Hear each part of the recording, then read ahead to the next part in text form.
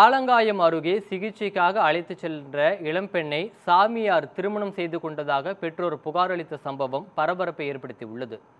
திருப்பத்தூர் மாவட்டம் ஆலங்காயம் அடுத்த உமையப்ப நாயக்கனூர் பகுதியைச் சேர்ந்த ரமேஷ் கவிதா தம்பதியினரின் 18 வயது மகள் சில ஆண்டுகளுக்கு முன்பு உடல்நலக்குறைவால் பாதிக்கப்பட்ட நிலையில் சாமியார் சுப்பிரமணியிடம் வைத்தியம் பார்க்க அழைத்துச் சென்றுள்ளனர்.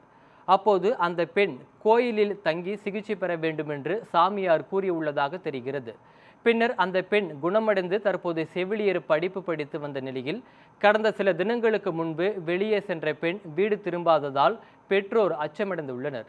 இதற்கிடையே சாமியார் சுப்பிரமணி அந்த பெண்ணின் தந்தையை தொடர்பு கொண்டு அவரது மகளை திருமணம் செய்து கொண்டதாக கூறியதாக தெரிகிறது.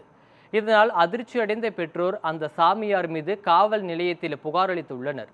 புகாரின் பேரில் போலீசார் மீது வழக்கு பதிவு செய்து தலைமறைவாக உள்ள சாமியாரை தேடி வருகின்றனர். ஒரு 3 லட்சம் 4 லட்சம் செலவு பண்ணியிருக்கேன். செலவு பண்ணது போக மறுபடியும் பார்த்தீங்கன்னா 1 வருஷமாக மறுபடியும் நான் காலேஜ் சேர்த்து மறுபடியும் பிள்ளைய படிக்க வச்சுருந்தேன்.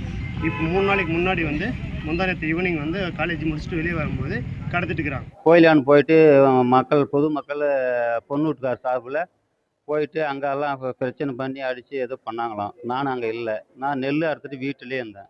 வீட்டிலே இருக்கும்போது எங்கள் வீட்டான என்ன பிரச்சனை பண்ணாங்க. அவங்க பொண்ணுக்கு தாத்தான்ற ஆள் கேட்டார். சொன்னேன், ஏம்பா நீ எல்லாம் ஒன்றும் பண்ணலப்பா, நீ நான் உன் காசை போட்டு கூட எனக்கு வெத்தலை பக்கம்லாம் வாங்கிட்டு வந்து கொடுத்துருக்குற, எனக்கு தெரியும் நீ பண்ணல. அப்போ எதுவே அங்கே கேட்குற, நீ அவனை போய் கேட்க வேண்டியதுக்கு இந்த வண்டி எப்படி வந்துச்சுன்னு கேட்டாங்க. வண்டி நான் எடுத்துன்னு அது ஒரு 7-8 நாள் ஆயிடுச்சு. நான் இங்கே தான் வச்சுன்னு, அது சாமி எடுத்த வண்டி.